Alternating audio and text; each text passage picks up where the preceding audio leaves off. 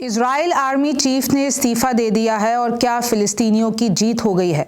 और मध्य पूर्व में ये क्या बवाल चल रहा है, क्या फिर से एक बार जंग शुरू हो गई है। सवाल तो ये भी है कि क्या मध्य पूर्व आने वाले हैं ट्रंप, और स्पेशली हम गाज़ा की बात कर रहे हैं। ईरान ने भी अपनी तैयारी बढ़ा दी है। रिमझिम के 5 पॉइंट्स में देखिए, सबसे पहला पॉइंट, इजराइल आर्मी चीफ का इस्तीफा आखिरकार क्यों आ गया है और ऐसे कॉम्प्लिकेटेड समय में। दूसरा देखिए, फिलिस्तीनियों की कैसे जीत हो गई है और क्या सच में जंग एक बार फिर से शुरू हो गई है। तीसरा देखिए, ट्रंप ने खुद ऐलान किया है कि मैं मध्य पूर्व आऊँगा, लेकिन कब, उसका जवाब हमें अभी तक नहीं मिला है। और कैसे ईरान ने अपनी तैयारियों को बढ़ा दिया है। चौथा देखिए, इजराइल के खिलाफ कैसे 340% तक एंटी सेमाइटिज्म बढ़ गया है।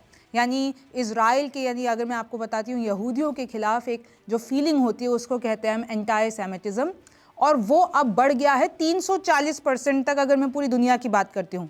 पांचवा देखिए, हमास के नए एक्शन से क्यों टेंशन में है दुनिया। नमस्ते, मेरा नाम रिमझिम जेठानी और आप रिमझिम के 5 पॉइंट्स देख रहे हैं। सबसे पहला, टाइम्स ऑफ इजराइल की खबर देखिए कि कैसे 7 अक्टूबर को जो हुआ था 2023 में, आपको भी पता है हमास ने कैसे इजराइल में धमाका किया था, हमला किया था और कैसे बंदियों को एकदम ले गए थे। और उसके बाद से आज का वो दिन है, उसके घाव अभी तक जिंदा हैं। और कैसे आईडीएफ चीफ, यानी इजराइल के जो आर्मी चीफ हैं, उन्होंने ऐलान कर दिया है कि भाई उस दिन हम लोग फेल हुए, आईडीएफ फेल हुआ, स्पेशली मैं आर्मी चीफ वो भी फेल हुआ, तो इसलिए उस फेलियर को एक्सेप्ट करते हुए मैं इस्तीफा देता हूं। देखिए, सदर्न कमांड रिजाइन कर दिया है चीफ ऑफ स्टाफ हलेवी, और स्टेप डाउन कब करेंगे वो ऑफिशियली अपनी ड्यूटीज से, 6 मार्च की उन्होंने तारीख दी है। उन्होंने डिफेंस मिनिस्टर, उन्होंने प्राइम मिनिस्टर नेतन्याहू को, दोनों को पत्र लिखा है और कहा है कि देखिए, जब हमास के साथ ये सीज फायर का जो फर्स्ट फेज़ है वो जब ख़त्म हो जाएगा, उसके बाद मैं अपने पद से उतर जाऊंगा, क्योंकि आईडीएफ फेल हो गया। किस तरीके से जो भी हुआ, जो भी हमला हुआ, आईडीएफ और आर्मी नहीं बचा पाई लोगों को, और उसके पछतावे में आज मैं इस्तीफा देता हूं। देखिए, फेलर पूरा का पूरा ही जो अक्टूबर 7 को हुआ उसका एक्सेप्ट करते हुए रिज़ाइन कर दिया है। और उन्होंने ये भी कहा है कि मैं इन्वेस्टिगेशन, जब तक भाई 6 मार्च तक मैं पद पर हूँ, मैं छानबीन करूँगा कि ऐसी कौन सी गलती हो गई, और अगर फ्यूचर में ऐसा कुछ होता है तो उसके लिए आईडीएफ पहले से ही तैयार रहनी चाहिए। मैं उनकी तस्वीर आपको दिखा देती हूँ, आप साथ में देख सकते हैं। उन्होंने एक टेलीवाइज स्टेटमेंट में ये कहा है कि देखिए किस तरीके से हमारी अचीवमेंट्स भी बहुत है, लेकिन अगर हम स्पेशली बात करते हैं अक्टूबर 7 हमले की, तो वो हमारा फेलियर है। आप तस्वीरें देखिए उनकी, मैं आपको दोनों तस्वीरें दिखा चुकी हूँ। और आईडीएफ ने भी पूरा पोस्ट किया, उन्होंने कहा है कि देखिए, हमारे जो चीफ ऑफ जनरल स्टाफ हैं हर्जी हलेवी, उन्होंने कहा है अक्टूबर 7 के फेलियर के लिए मैं 6 मार्च तक ही अपना पद पे रहूँगा और उसके बाद मैं उतर जाऊँगा। तो देखिए, ये एक बड़ा झटका है, क्योंकि इस वक्त जो इजराइल और गाज़ा के बीच में जो सीज फायर डील हो गई है, फर्स्ट फेज़ अभी चल ही रहा है। 3 हॉस्टेजेस यहाँ से छूटे हैं, 90 फिलिस्तीनी प्रिजनर्स वहाँ से छूटे हैं। अब सबको लग रहा है कि कितना लंबा चल पाएगा, क्या ये तीनों के तीनों फेजेस कंप्लीट हो पाएंगे कि नहीं, क्योंकि नेतन्याहू भी कह चुके हैं कि भाई मैं जल्दी ही, अगर कुछ भी हमास ने किया तो मैं तोड़ सकता हूँ। उधर कॉन्फिडेंट तो ट्रंप भी नहीं है कि तीनों फेजेस खत्म हो जाएंगे। और इसी बीच में एक इजराइल के लिए भी बड़ा झटका है कि भाई उनके जो चीफ हैं, आर्मी चीफ है, उनका स्टेप डाउन कर जाना, अब दूसरे आपको आर्मी चीफ लाने पड़ेंगे, तो इजराइल के लिए एक बहुत बड़ा झटका है। दूसरा देखिए कि एक मीडिया रिपोर्ट के अनुसार दावा किया गया था कि भाई सऊदी अरब किस तरीके से, ये जो पूरा का पूरा अभी मोसाद के चीफ हैं, इजराइल के जितने भी ऑफिशियल्स हैं, वो मान गए हैं कि ये जो राफा क्रॉसिंग है, जो इजिप्ट से बॉर्डर लगता है गाज़ा का, और जो उधर राफा क्रॉसिंग है, उसका पूरा हक फिलिस्तीनियन अथॉरिटी को दे दिया जाएगा। दावा ये किया गया। तो इसमें पता चला कि भाई फिलिस्तीनियों की जीत हो गई है, क्योंकि वो जो रफा क्रॉसिंग है उस पर इजराइल भी मान गया है कि चलो ठीक है, फिलिस्तीनी अथॉरिटी पूरा उस पर कब्जा कर ले। लेकिन उसके बाद में इजराइल ने सामने आके अनाउंस किया कि हमने ऐसी कोई भी डील एक्सेप्ट नहीं की है। अच्छा, अब आपको एक और चीज़ समझ में होगी कि किस तरीके से हमास की जो टाइट ग्रिप है गाज़ा पे। देखिए, 15 महीने हो गए हैं, इजराइल लगातार वहाँ पर गाज़ा में हमले कर रहा है, तहस नहस कर रहा है। और हमास की अगर तरीके से हम बात की जाए, तो इजराइल का तो मकसद यही था ना कि हमास को उधर से कंप्लीटली एलिमिनेट कर दिया जाए, लेकिन इधर उल्टा हो गया है। हमास की इतनी टाइट ग्रिप है गाज़ा में कि पूरी दुनिया देखकर चौंक गई है। और अब ये जो पीस डील हो रही है, जो अब रीबिल्ड किया जाएगा, इजराइल का भी इन्वॉल्वमेंट होगा, ये तीनों फेजेस होंगे। तो देखिए ना, इजराइल पीछे हटने वालों में से और ना ही अब हमास की ताकत देख के लग रहा है कि ये लोग पीछे हटेंगे, क्योंकि इनका कंट्रोल उस पूरे एरिया में इतना ज़्यादा है। और तस्वीरें हम सब ने देखी है कैसे हमास के लड़ाके पूरी गाज़ा की सड़कों पर, मैंने आपको पिछले शोज़ में भी दिखाया है। और ये पूरे फॉरेन मीडिया और अगर मैं अमेरिका तक की बात कर लेती हूँ, वो लोग भी मान रहे हैं। देखिए, हमास के पास गाज़ा का एडमिनिस्ट्रेशन का बहुत ज़्यादा कंट्रोल है, सिक्योरिटी फोर्सेस उनके आड़े हैं। और कैसे इजराइल के लिए बड़ी चिंता की बात है कि किस तरीके से, भाई इजराइल तो यही चाहेगा ना कि गाज़ा की जो सत्ता है वो हमास के हाथों से ले ली जाए, अल कासम ब्रिगेड से ले ली जाए। और ट्रंप ने भी ये कहा था कि गाज़ा को अच्छे से हमास ने रूल नहीं किया तो हम ये तो नहीं होने देंगे कि हमास को पूरा कंट्रोल दे दे गाज़ा का, लेकिन हमास भी पीछे नहीं हटेगा। तो इस बीच में वो जो कॉम्प्लिकेटेड सिचुएशन है वो फिर से जंग को ना शुरू कर दे, ये सबकी अभी टेंशन है। The groups gunmen are guarding and convoys on Gaza's dusty road. अभी अगर आप गाज़ा की तस्वीरें जितनी भी आ रही है उसमें हर जगह दिख रहा है कि हमास के लड़ाके हर रोड पे हर जगह मौजूद हैं। तो देखिए किस तरीके से, आपने वो जीत की परेड भी देखी होगी, हमास के लड़ाकों ने बंदूकें ले लेके जब प्रिजनर्स आ रहे थे। इनफैक्ट वेस्ट बैंक की अगर मैं बात कर लेती हूँ तो कैसे आपको हर जगह, और इनफैक्ट जब हॉस्टेजेस की अदला बदली हो रही थी, जब वो पूरा रेड क्रॉस की वैन में बैठ रहे थे, तो आपने पूरा वो ड्रोन विजुअल देखे होंगे। हमास के लड़ाके वहाँ पर बहुत ज़्यादा हैं, उनका कंट्रोल बहुत ज़्यादा है। इजराइल और अमेरिका के लिए बहुत बड़ी बात है इस चीज़ को डील करना। अब मैं आपको ये मैप भी बता देती हूँ। देखिए, आपको इजराइल दिख रहा होगा, आपको पता है गाज़ा पट्टी इतनी छोटी सी अगर आपको दिखती है, इजिप्ट से जो गाज़ा का बॉर्डर लगता है, तो आप देखिए वो लाल उसमें आपको एक मार्क दिख रहा होगा, वो राफा क्रॉसिंग है। एक और एंट्री है अगर मैं नॉर्थ गाज़ा की बात करती हूँ इरेस से, और ये खान यूनिस आपको नीचे दिख रहा होगा। तो देखिए किस तरीके से ये जो गाज़ा पट्टी है, बस मैं आपको यही दिखाना चाहती हूँ कि आपके दिमाग में पिक्चर क्लियर रहे कि कैसे हम इजराइल और गाज़ा की बात कर रहे हैं।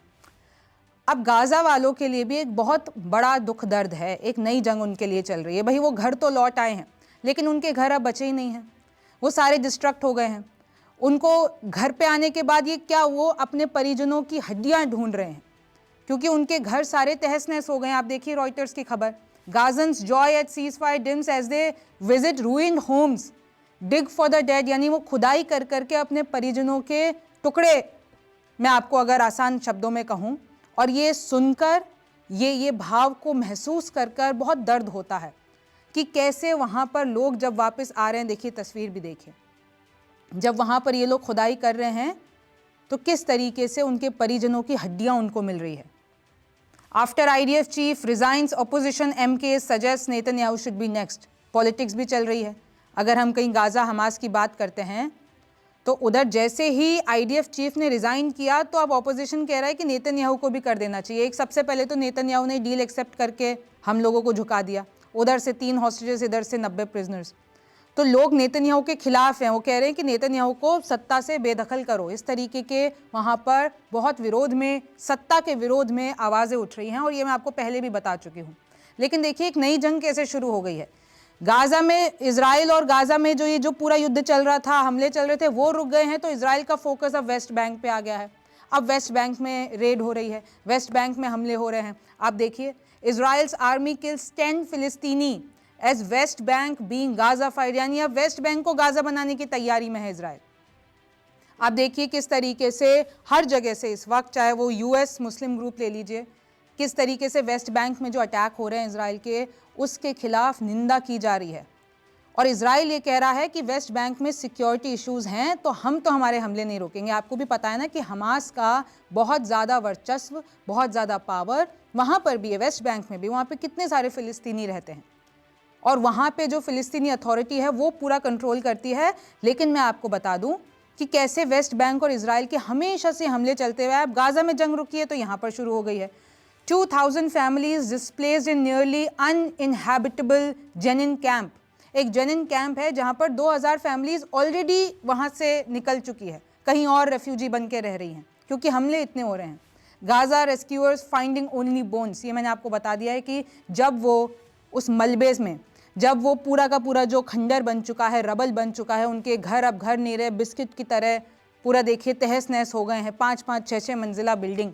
तो अगर वो उसको जाके वहाँ पे खोद रहे हैं तो उनको सिर्फ परिजनों की यादें और उनके टुकड़े मिल रहे हैं। आप आगे देख सकते हैं, एक ने तो अपने शब्दों में बयां भी करने की कोशिश की है, स्कल विदाउट अ जॉ। किस तरीके से उन्होंने बताया है कि भाई हड्डियों में अगर मैं सर की खोपड़ी की बात करता हूं तो वो स्कल मिली है जिसमें जबड़ा ही नहीं है। Gaza survivors search for what remains of the dead, कि उनके परिजनों का क्या ऐसा निशानी बच गई है कि हमको उस खंडर में मिल जाए। मैं आपको ये भी बता देती हूँ वेस्ट बैंक में इजराइल के कितने हमले हुए हैं।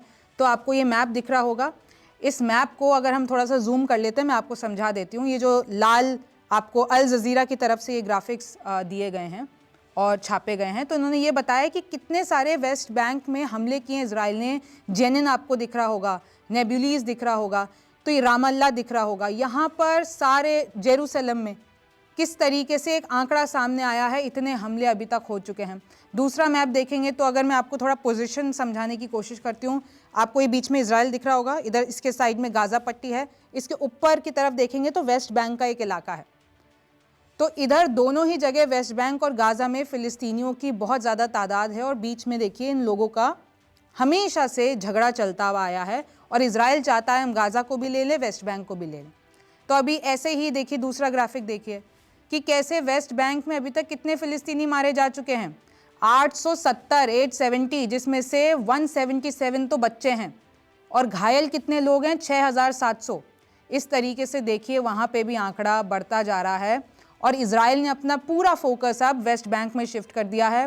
कल जब हमने शो में बात की थी तो कयास तो ये भी लगाए जा रहे हैं कि जो ये वेस्ट बैंक की लड़ाई है तो कहीं ऐसा हो कि फर्स्ट फेज़ पूरा होते होते सेकंड फेज़ लागू ही ना हो पाए, क्योंकि उससे पहले ही इजराइल हमास पे कुछ बोल दे कि इन लोगों ने तोड़ दिए हैं कंडीशंस, हमास बोल दे भाई इजराइल ने तोड़ दिए और ये दोनों वापस लड़ने लग जाएं, वापस से गाजा पे हमले शुरू हो जाएं। तो ऐसा जितने भी फॉरेन एनालिस्ट हैं वो भी ऐसे कयास लगा रहे हैं। अगला देखिए कि कैसे ट्रंप ने ये ऐलान किया है कि वो मिड ईस्ट विजिट यानी मिडिल ईस्ट में आने का प्लान बना रहे हैं, क्योंकि अब तो उन्होंने राष्ट्रपति पद की शपथ ले ली है ऑफिशियली, अब वो अमेरिका के प्रेसिडेंट हैं। तो अब वो मिडिल ईस्ट में विजिट करेंगे, लेकिन अभी ये नहीं बताया है कि कब।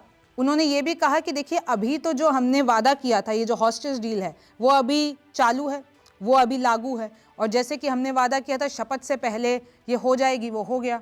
लेकिन अभी हम इमीडिएटली मिडिल ईस्ट नहीं आएंगे, लेकिन ये ज़रूर उन्होंने बताया कि देखिए गाजा विजिट करेंगे और अमेरिका की पूरी पूरी कोशिश है कि ये जो 3 फेज़ का पूरा ड्राफ्ट बना है वो तीनों फेज़ों तक चले।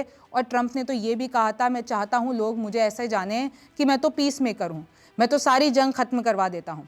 हालांकि रशिया यूक्रेन पे जो उन्होंने कहा था वो अभी तक ऐसा कुछ हमको देखने को नहीं मिला है, लेकिन देखिए हिजबुल्लाह के साथ सीज़ फायर हो गई है, गाजा के साथ सीज़ फायर हो गई, लेकिन आगे क्या होगा उस पर हर किसी का बड़ा सवाल है। अब देखिए बात हम कह रहे हैं कि आगे बड़ा क्या होगा, अब सबकी नज़रें एक ही डायरेक्शन में जाती है, वो है ईरान, कि ईरान अमेरिका और इजराइल के बीच में क्या होगा, क्या कोई बड़ी जंग जो हम सबको दिख नहीं रही है क्या वो फ्यूचर में होने वाली है, क्योंकि बहुत से सारे ऐसे संदेश हमें पहले भी मिल चुके हैं। लेकिन मैं आपको एक और चीज़ बता दूं, रॉयटर्स की खबर देखिए कि कैसे एटॉमिक एजेंसी के चीफ ग्रॉसी, जो कि ईरान जाके आ भी चुके हैं, उनके यूरेनियम के जितने भी वहाँ पर प्लेसमेंट्स है वो देख कर आ चुके हैं, तो उन्होंने दावा किया है कि ईरान के पास 200 किलो का यूरेनियम इनरिच्ड है जो कि न्यूक्लियर बम बनाने के लिए इस्तेमाल किया जाता है। और देखिए जो बॉम्ब ग्रेड का लेवल है ना उससे बहुत ही करीब है ईरान। तो देखिए न्यूक्लियर बम के कितना करीब पहुंच चुका है ईरान, ये कहना है ग्रॉसी का। और उन्होंने ये भी कहा है कि अब ट्रंप के साथ मिलकर जल्दी ही नेगोशिएशन कर लेने चाहिए ईरान को।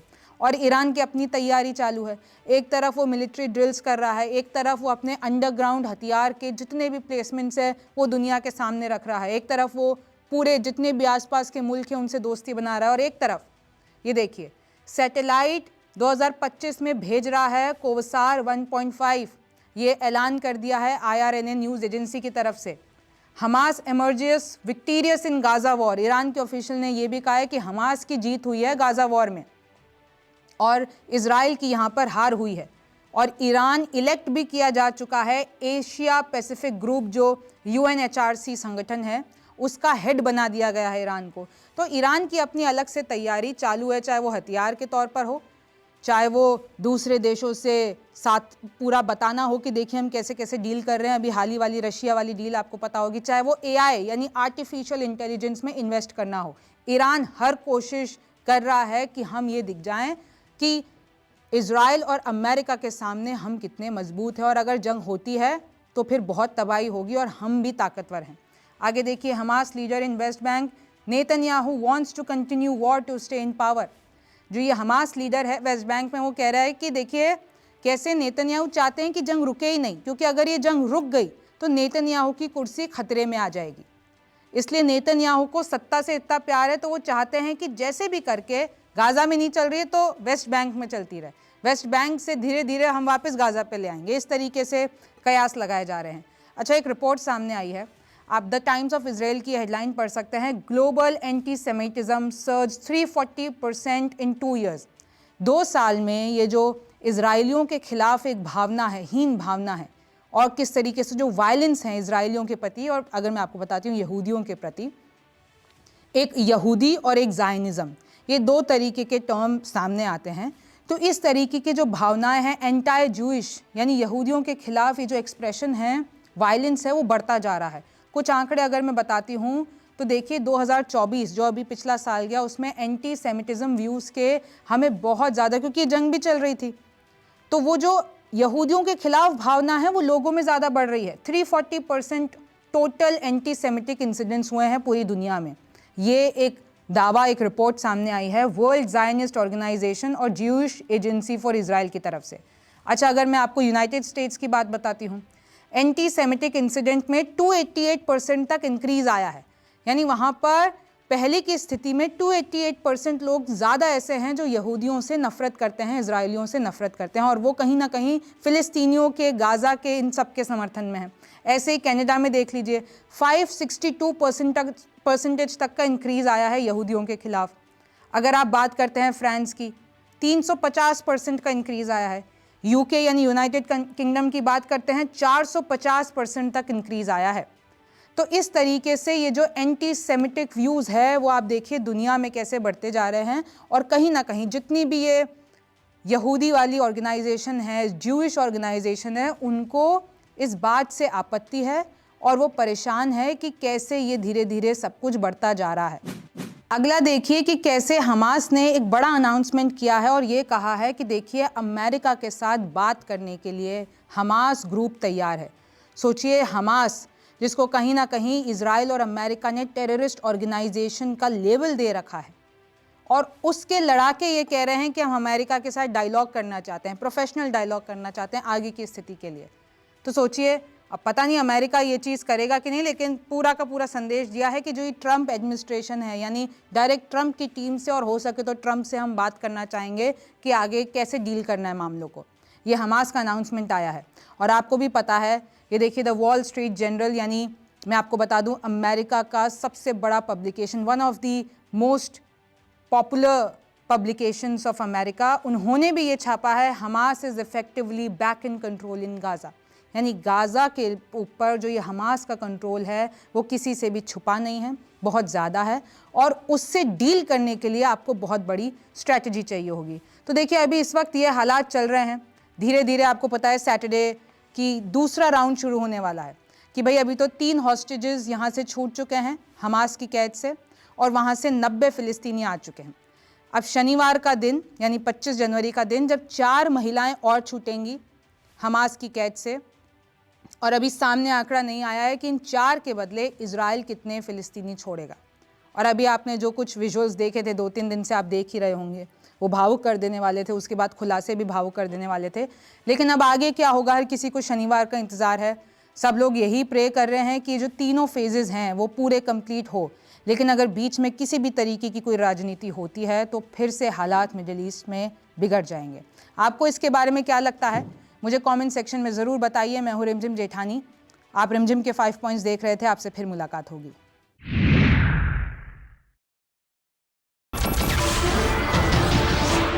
नमस्कार, मैं हूं मानक गुप्ता। अगर आपको हमारा ये वीडियो पसंद आया हो तो इसे लाइक और शेयर जरूर करें, और हाँ, हमें सब्सक्राइब और फॉलो करना ना भूलें ताकि आप देश और दुनिया की कोई खबर मिस ना करें। तो जुड़े रहिए हमारे साथ और देखते रहिए न्यूज़ 24।